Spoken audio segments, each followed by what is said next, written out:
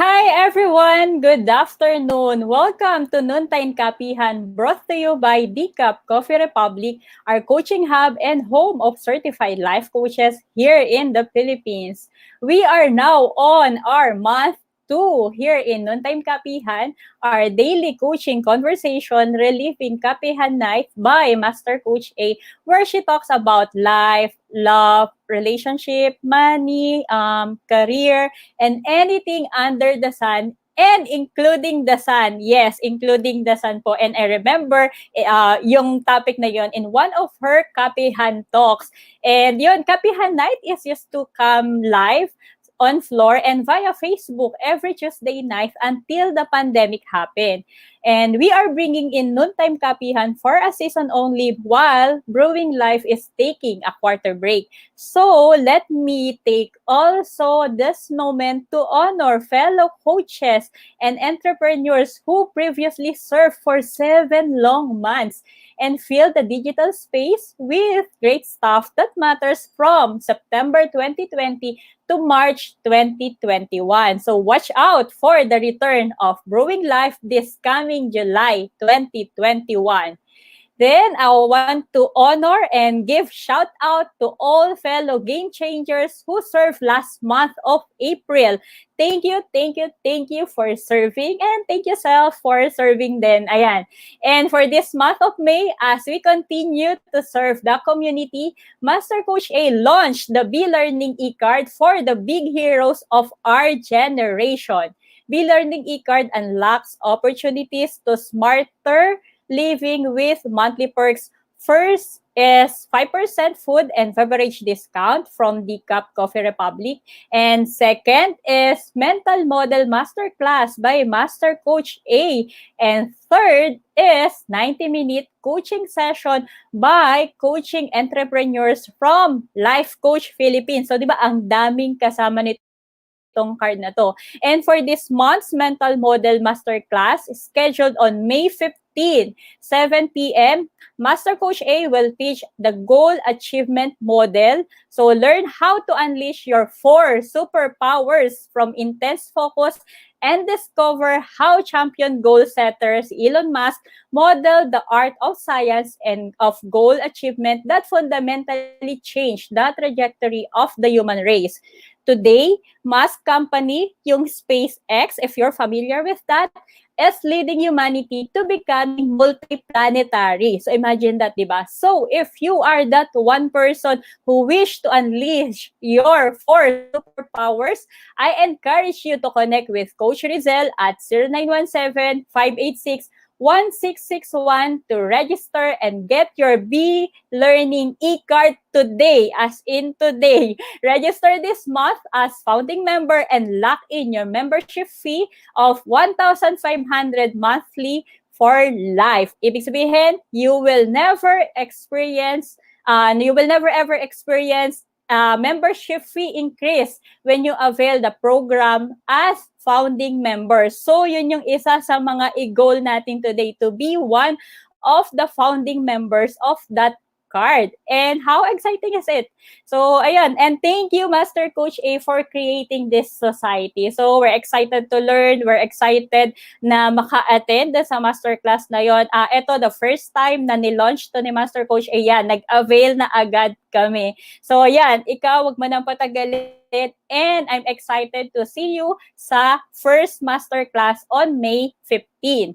Alright, so moving on for today's episode, I will be sharing how to journey into the unknown. So please do tag your friends, share this video link, and invite others to join our conversation.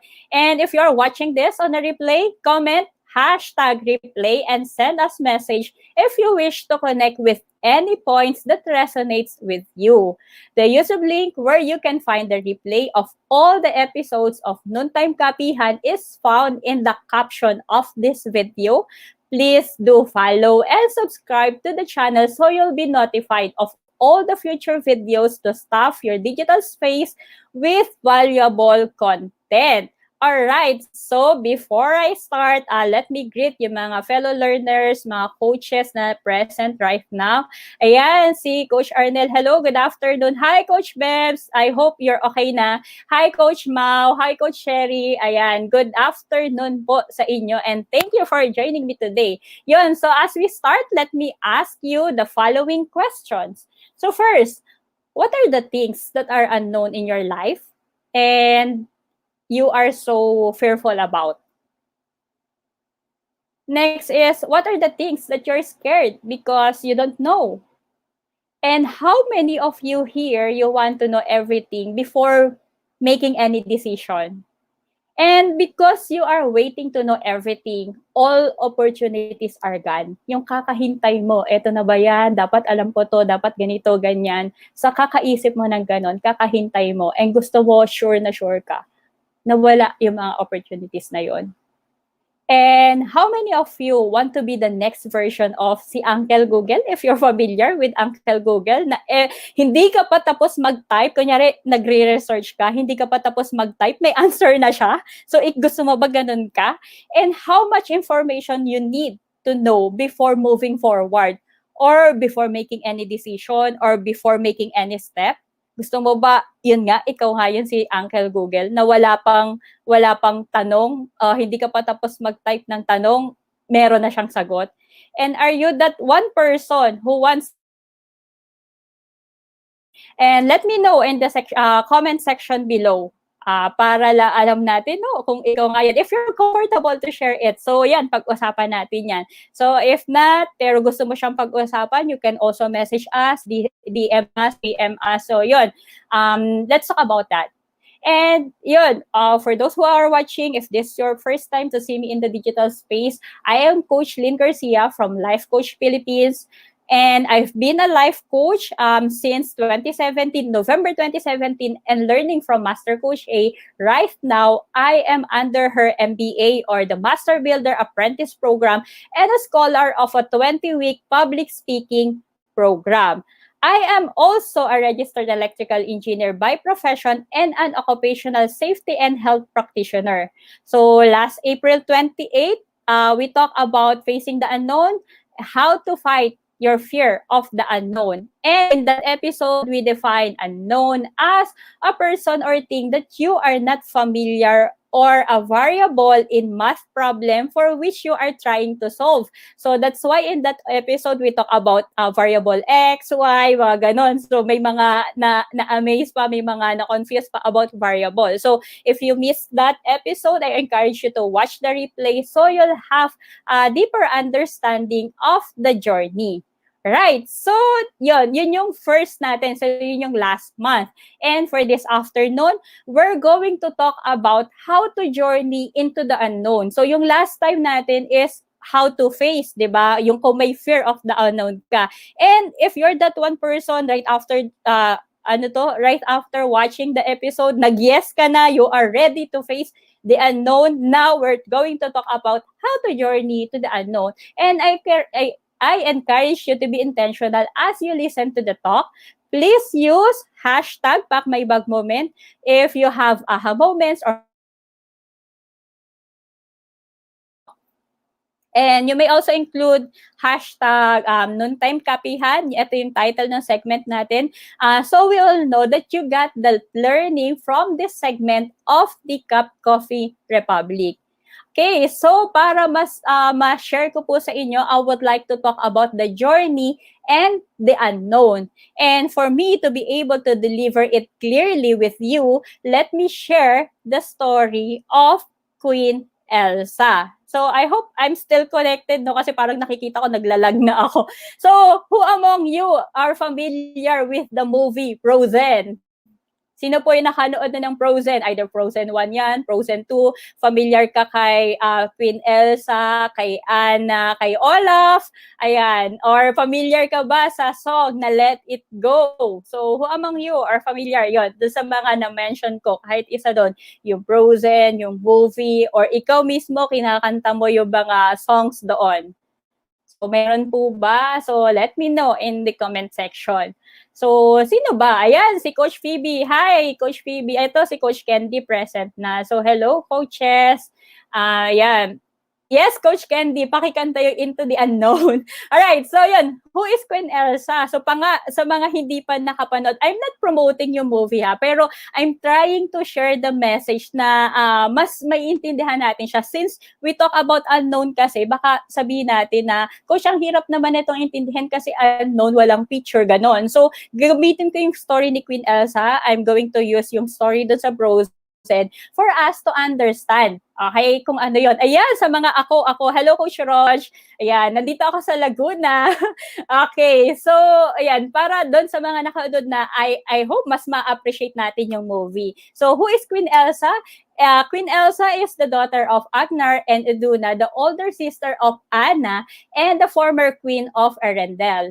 And she was born with the powers to manipulate ice and snow and use them to entertain her sister. Yun yung nilalaro nila, no? Especially dun sa first na Frozen. So, I remember when I visited yung Hong Kong Disneyland dati, hinanap ko talaga si Queen Elsa.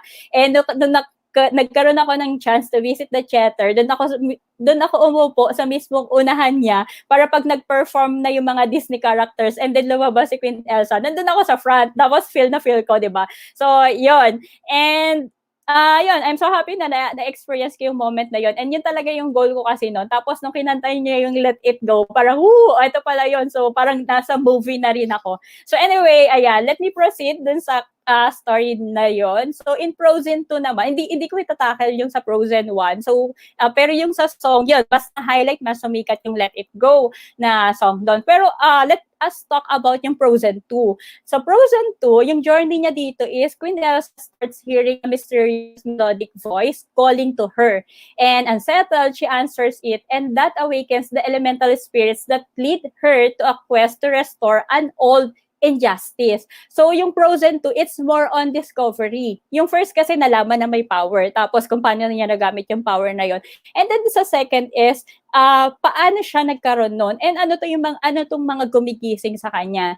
And if Let It Go of Frozen was about embracing her extraordinary abilities, then, Into the Unknown or yung sa Frozen 2 is about acknowledging that these abilities come with strings attached. Hindi lang siya basta nakuha niya, hindi lang siya basta nabagay sa kanya. So there's a responsibility dun sa power or sa mga abilities na meron siya.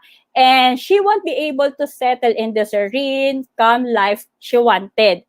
And duty is calling literally dito sa buhay ni Queen Elsa. And she was born for a purpose and she has something to fulfill.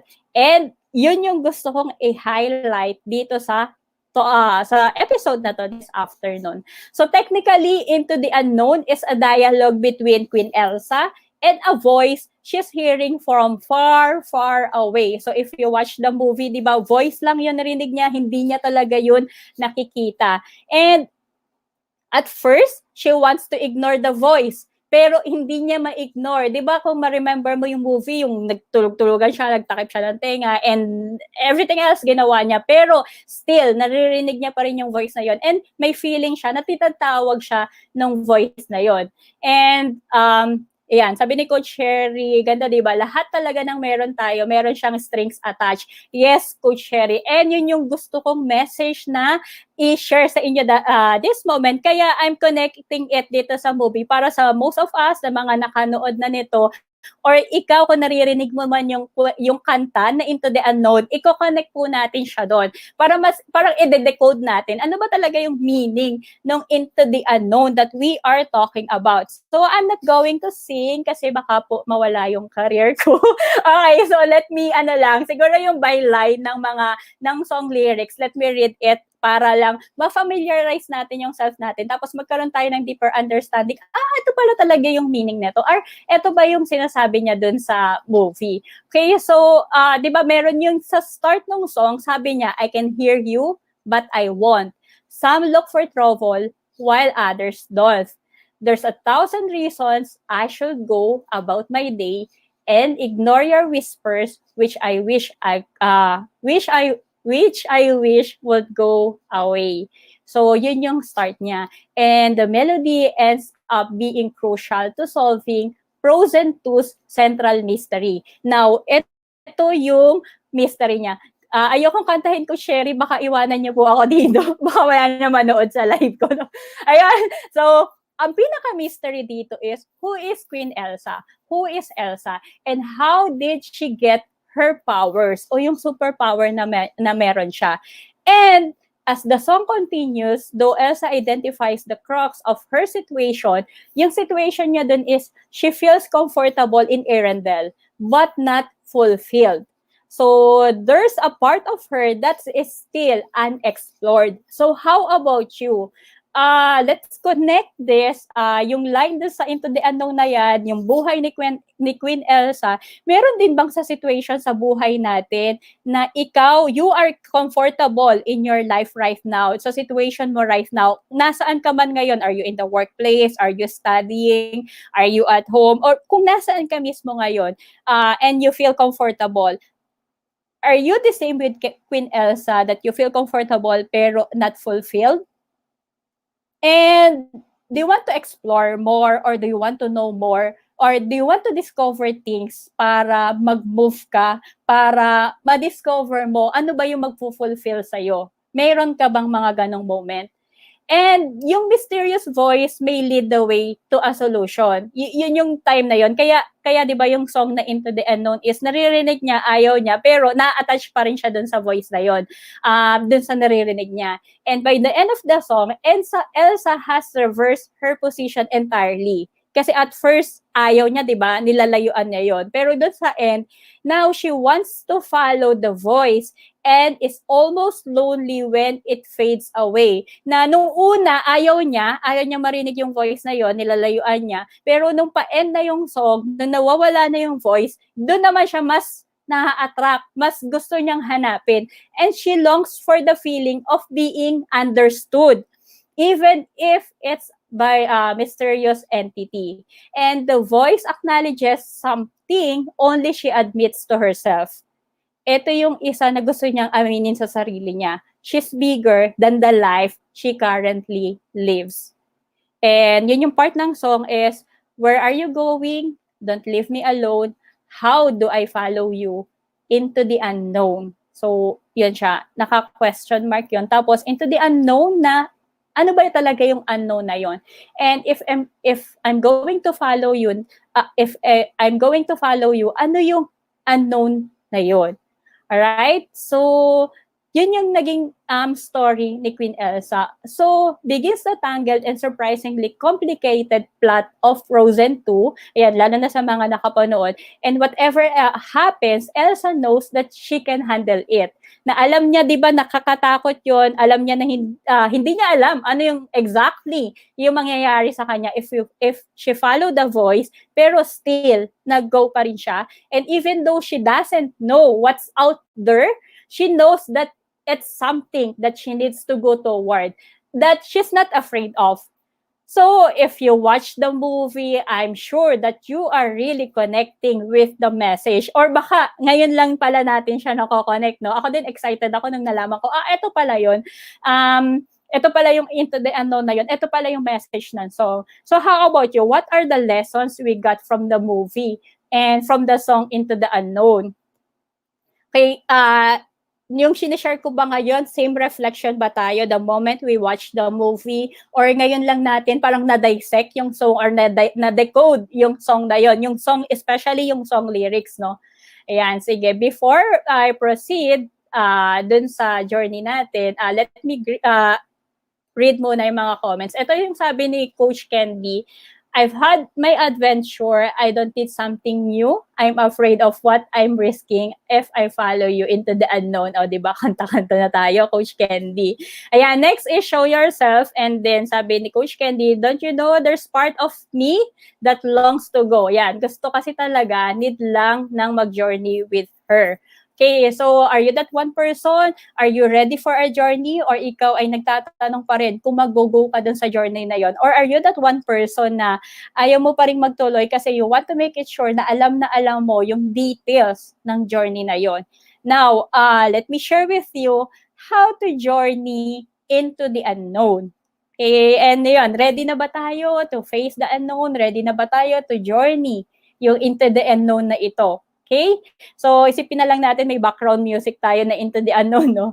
Alright, so, facing the unknown often causes us to worry. And there is this natural anxiety that we are experiencing because we don't have any idea of what is going to happen in the future.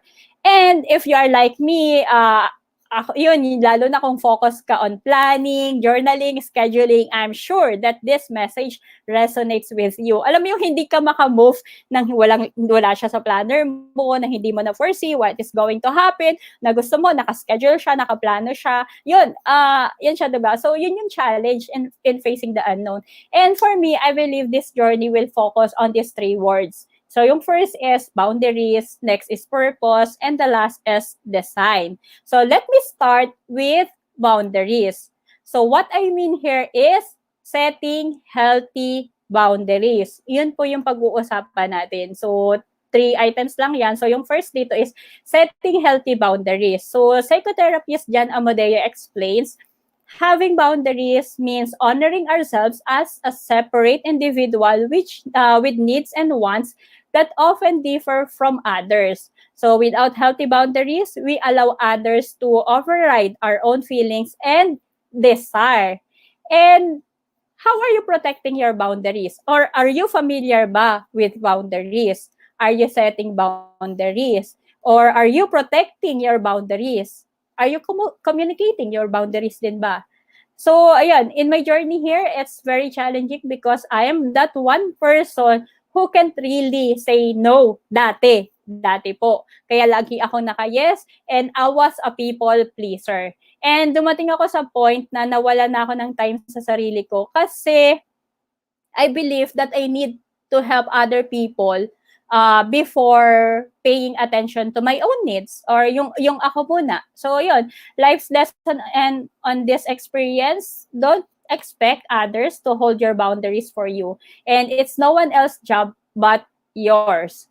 Okay? So, ayun din, yung kung babalik natin siya sa movie, paano nag-set ng boundaries si Queen Elsa? Is it healthy boundaries or basta lang siya nag-set ng boundary? So, and in ikaw, how are you going to connect it?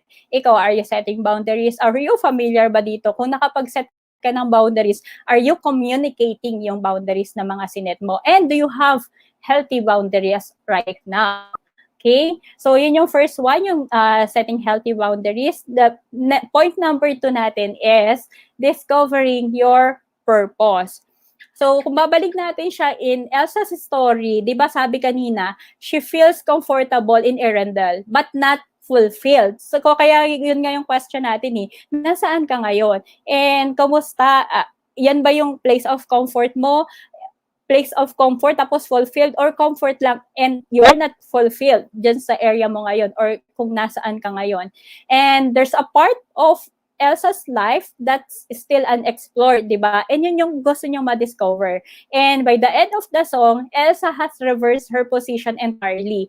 Now she wants to follow the voice and is almost lonely when it fades away. So yun nga yung sinabi niya doon is kung how do I follow you into the unknown? Ayan, di ba? And Elsa longs for the feeling of being understood, even if it's by a mysterious entity. So the voice acknowledges something only she admits to herself. She is bigger than the life she currently lives.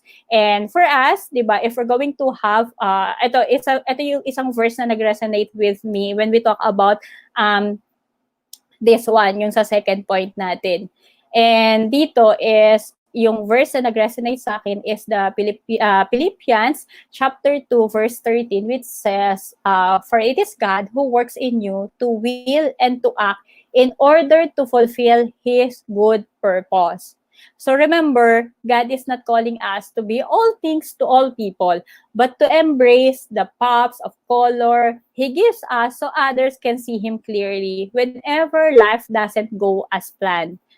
And I remember when I was a volunteer in a humanitarian organization. Okay. So today, they are celebrating, ayan, the International Red Cross and Red Crescent Movement are celebrating the World Red Cross and Red Crescent Day. Ayan. So I was part of that organization before. Siguro, since college, ayan, part na ako hanggang sa nakagraduate ako. Then after graduation, hindi pa rin ako nag-work kasi there's a commitment for me to serve for 2 years kasi I was elected as the National Youth Council President that time. And I believe that's my purpose that time. Again, that time. And yun, to serve the youth and to help them transform lives. Ayun, ganun yung nakita kong purpose ko nung moment na yon. But may dumating na moment na I realized na it's not my type na doon lang ako makapag-share or yun lang yung magawa ko. I want to help more people pa, not only with my presence, kasi that time, syempre, wala pa akong pera noon, more on volunteer, more on presence ko lang yung mabibigay ko, more on, physical na support. And that time, there's a calling na, okay, you can do more than that, you can earn more, kasi ang dami mo na natutunan, ang dami mo experience, so you can move to a job or something, siguro business or what, pero that time kasi yung nag-resonate sa akin is, I need to move or I need to find a job na, yun, na kung saan, syempre, may maayos or mataas sa salary. So, I can serve more. Okay? Yes, I'm serving na before and I love what I'm doing. However, alam mo yung may level up or mag-upgrade ka in serving. Kung before, volunteer, physical. Now, you are not only volunteering yourself, yung physical, but you're donating money na. So, yun na yung next kong nakita. And recently, I decided to quit from the job that I love so I can get focused on a greater purpose God planted in my heart. So, which is now the life coaching. And now I'm into tribe building. So, I want to transform our lives. I want to focus. And I believe na ito yung pinapagawa sa akin ngayon. Okay, so yun yung purpose ko. And how about you? What might you need to say no to right now in order for you to allow yourself to have more space in your life? When we talk about more space, ibig sabihin nito is, ano yung mga ile-let go mo ngayon? Itong mga bagay na, yes, it's working din, pero if you're going to say yes dito sa mga bagay na ito, ito yung greater things pa na mangyayari sa buhay mo. So, what are those things? And are you willing to give space in those things ba? So, parang moving din yan eh. Parang kay Queen Elsa, nandito siya sa comfort niya, which is Queen of Arendelle. Pero alam niya may something pa na kaya siya hindi fulfilled dito kasi alam niya there's greater purpose for her. So, kaya kailangan niya mag-move. Okay, so yan yung second point natin. And then for our final word, yung about design, it's about designing your life. So, do you ever wish you could live a life of your own design? So, most of the time, we want to take control of everything so we can manage loss, disappointments, setbacks, etc. Diba? So, ganun yung gusto natin. And gusto natin tayo yung gagawa ng sariling design ng buhay natin. And in the story, Elsa longs for the feeling of being understood, diba? Yun yung na-mention kanina. And even if it's by a mysterious entity, yung voice na yon, yung into the unknown nga, the voice acknowledges something only she admits to herself. Yun nga yung she's bigger than the life she currently lives. And if we're going to connect it in our life right now, diba God is in the middle of every season. Ako, personally, God is in the middle of every season of my life. And He's actively engaged and present in your life as well. And He is a great author of our stories. We can trust Him with what doesn't make sense because God's movement in our lives is purposeful and perfectly timed. And He is in the business of transforming people who are rejected, unappreciated, misunderstood, and overlooked. So, into accepted, known, celebrated masterpieces. And we can trust God because He knows what is to come because He already designed it or allows for it to happen. And I want you to take note of this. You can control your life and what happens in it. You are the main person who is responsible in your decision. And once you realize this fully, you give yourself room to grow, experiment, and begin designing the life of your dreams. And like what Queen Elsa did, di ba? Di ba dun sa end nun, nag-follow siya dun sa voice. Nung nag-follow siya dun sa unknown, nag-journey siya dun sa unknown na yon, yung feeling niya that there is something greater, that there is something bigger for her life, yun yung na-confirm niya that time, na meron naman talaga. At na-discover niya rin, bakit ganun yung superpower niya at para saan ang superpower niya. And yung question na who is Elsa, answered din yun nung nag-journey siya dun sa unknown. So, how about you? What is your dream life? How do you want to design your life? Or ikaw ba ang nagde-design ng buhay mo ngayon? And in what ways is God redesigning your life right now? In ways that surprise you. Parang kailan ka huling na surprise? Kailan yung recent na surprise na na-receive mo from God? And ano yung na-discover mo about yourself? And right now, if you are journeying into the unknown, ano yung mga discoveries mo? Ano yung mga realizations mo? And ano yung mga actions that you're going to take pa? Or yung patuloy mo rin na gagawin? So, ano yung mga bagay na yon?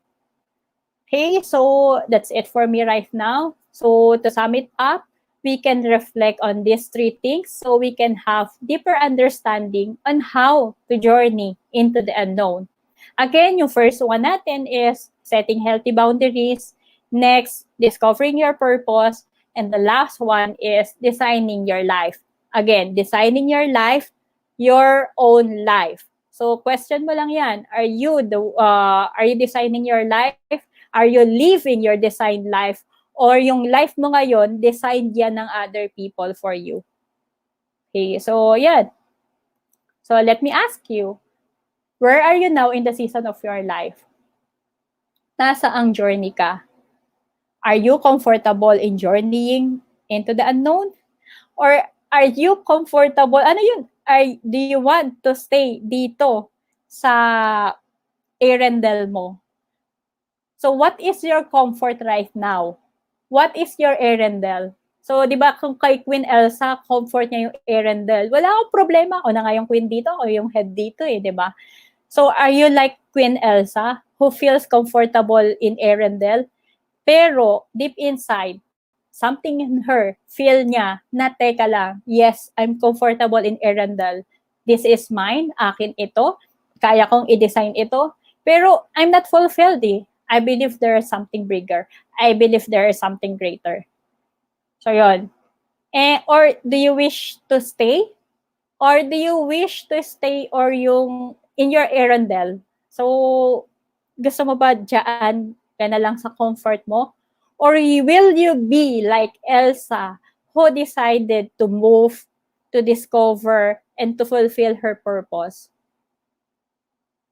Will you be like Elsa who decided to follow the voice?